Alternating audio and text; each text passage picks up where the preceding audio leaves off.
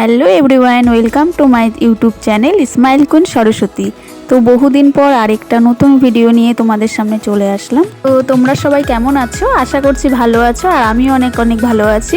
তো চলো ভিডিওটা কন্টিনিউ করি। তো এটা হচ্ছে জুলাই মাসের 26, 2025-এর ভিডিও। এটা হচ্ছে আমরা দক্ষিণেশ্বর মায়ের মন্দির দর্শন করতে গিয়েছিলাম। আসলে অনেক দিন ধরে আমরা ভাবছিলাম যে দক্ষিণেশ্বর মায়ের মন্দিরে পুজো দিতে যাব, কিন্তু সেটা আর হয়ে উঠছিল না। তার কারণে হঠাৎ একদিন প্ল্যান করা হলো, তারপর হঠাৎই যাওয়া হলো দক্ষিণেশ্বর মায়ের মন্দিরে। তো ভেতরে এসে এখন আমরা ঘাটে চলে আসলাম স্নান করতে। তো তারপর চারপাশটা তোমাদেরকে একটু দেখিয়ে দিচ্ছিলাম। আর দেখো ঘাটে চলে এসেছি এখন। এখানে একটা কাঠগোলাপের অনেক সুন্দর ফুল ধরেছিল, তো সেই ফুলটা নিয়ে আমি একটু অ্যাক্টিং করে নিচ্ছিলাম। দেখো ব্রিজটা কি সুন্দর লাগছে দেখতে, কারণ সেদিন মেঘলা আকাশ ছিল। তো তারপর স্নান করে আমরা এখন রেডি হয়ে গেছি, পুজো দিতে যাব। তারপর রেডি হয়ে এখন যাচ্ছি মায়ের মন্দিরে, লাইন দিয়ে পুজো দিতে হবে। তো সেই কারণে একটু বাইরের দৃশ্যটা ক্যাপচার করে নিচ্ছিলাম। তারপর বাইরে থেকে আমাদের ফুলের ডালা কিনা হয়ে গেছিলো মাকে পুজো দেওয়ার জন্য। তো চারিপাশটা সবাই একটু ক্যাপচার করছিল যার যার ফোনে। তো দেখো চারিপাশটা কি সুন্দর লাগছে মায়ের মন্দিরের ভেতরটা। পুরোটা ক্যাপচার করতে পারিনি, কিছুটা ক্যাপচার করেছি। এখন পুজো দিয়ে আমরা মায়ের মন্দির থেকে বেরিয়ে গেছি, কারণ ভেতরেতে মোবাইল নিয়ে যাওয়া অ্যালাউ নেই, সে কারণে সেগুলোর ক্লিপ নিতে পারিনি। পুরো পুজো দিয়ে বাইরে বেরিয়ে একটু আবার অ্যাক্টিং করে নিচ্ছিলাম। তারপর আবার ড্রেস চেঞ্জ করে নিলাম। তো ঢং করে নিচ্ছিলাম একটু ড্রেস চেঞ্জ করার পর। এখন আমরা বেরিয়ে পড়লাম বেলুড় মঠের উদ্দেশ্যে। তো লঞ্চে করে চলে আসলাম, বেলুড় মঠ পৌঁছে গেলাম।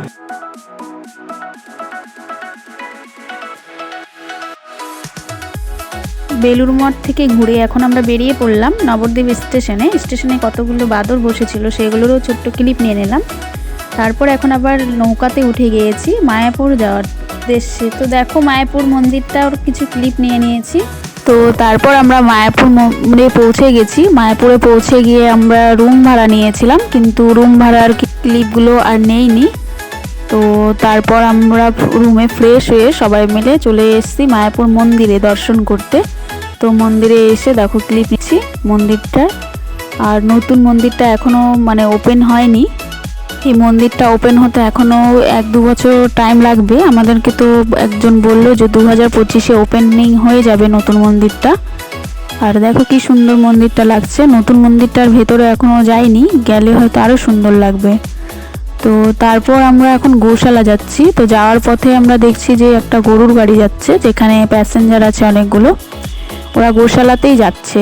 তো গোশালায় আমরাও পৌঁছে গেছি টোটো করে। তো গোশালায় এসে দেখো গো মাতাগুলার একটু ভিডিও ক্লিপ নিয়ে নিলাম। তারপর আমরা গোশালা থেকে বেরিয়ে টোটো ভাড়া করে চলে গেছি আরও যে ওখানে মন্দিরগুলো থাকে সেগুলো দর্শন করতে। তো এটা হচ্ছে শিবডোবা ও গৌরনগর গোস্বামী গৌড়ীয় মঠ। এটা হচ্ছে আমাদের প্রথম মন্দির দর্শন। তারপরে নেক্সট আরেকটা মন্দিরে চলে আসলাম। অত তো নাম জানি না, ভুলে গেছি। তখন দেখেছি কিন্তু মনে ছিল। ভিডিওটা তো আর তখন বানাইনি, এখন বানাচ্ছি, তো সে কারণে মন্দিরগুলোর নাম ভুলে গিয়েছি। তো এটা হচ্ছে শ্রী চৈতন্য মহাপ্রভুর জন্মস্থান, তারই ক্লিপ নিয়েছি। তারপরে আরও সব মন্দিরে গিয়েছিলাম, সেগুলোরও ক্লিপ নিয়েছি অল্প অল্প করে। আরও অনেকগুলো মন্দিরেতেই গিয়েছিলাম, কিন্তু সেগুলো আর ক্লিপ নেইনি। আর এটা হচ্ছে তারপর সব মন্দির ঘুরে আমরা আবার মায়াপুর মন্দিরে চলে এসে সন্ধ্যা আরতি দেখছি। তারপরে এখানে দেখো কি সুন্দর নাচ করছে ভক্তবৃন্দরা। তো সেটারই একটু ক্লিপ নিয়ে নিয়েছি, দেখে খুব ভালো লাগছিল। তো তারপর আমরা মন্দিরে টিকিট কেটে প্রসাদ গ্রহণ করে নিয়েছিলাম, রাত্রের প্রসাদটা আমরা নিয়ে তারপরে আবার রুমে চলে গিয়েছি। রুমে গিয়ে শুয়ে পড়েছিলাম, কেননা আমরা অনেক টায়ার্ড হয়ে গিয়েছিলাম সারা দিন ধরে। তারপর আমরা নবদ্বীপের উদ্দেশ্যে সকালবেলা আবার বেরিয়ে পড়েছি, রুম ছেড়ে দিয়েছি। আমাদের মায়াপুর মন্দিরটা ঘুরে সেমন একটা মন ভরেনি, কেননা একদিনেরই ব্যাপার ছিল। তো সে কারণে কেননা আমাদের বাড়ি যাওয়ারও ব্যাপার ছিল, আমাদের বিকেল 5টায় ট্রেন ছিল। তো আজকে সারাদিনটা আমরা ঘুরে নবদ্বীপ ঘুরে বিকেল 5টায় ট্রেন ধরবো। তো এখন আমরা নবদ্বীপ যাচ্ছি, নবদ্বীপ গিয়ে ঘুরে তারপরে আবার চলে যাব বাড়ি। তো এখন আমরা নবদ্বীপে চলে এসেছি। নবদ্বীপে এসে আমরা কিছু নাস্তা করে নিয়েছিলাম, কেননা সকাল থেকে আমরা সবাই না খেয়েছিলাম। তারপরে নাস্তা করে একটা টোটো ভাড়া করে নিয়েছি। টোটো ভাড়া করে নিয়ে আবার সব মন্দিরগুলোতে ঘুরতে নিয়ে যাচ্ছে। তো তো সবার প্রথমে চলে এসেছি গুপ্ত বৃন্দাবন। এটা হচ্ছে গুপ্ত বৃন্দাবন, মন্দিরের নিচে মানে একটা মন্দির ছিল, ওটা গুপ্ত বৃন্দাবন, সেখানটারই ক্লিপ নিয়ে নিয়েছি। ফটোর মধ্যে মানে ভিডিওর মধ্যে যতটা না ভালো লাগছে তার থেকে বেশি সামনে থেকে ভালো লাগছিল দেখতে, খুবই সুন্দর ছিল।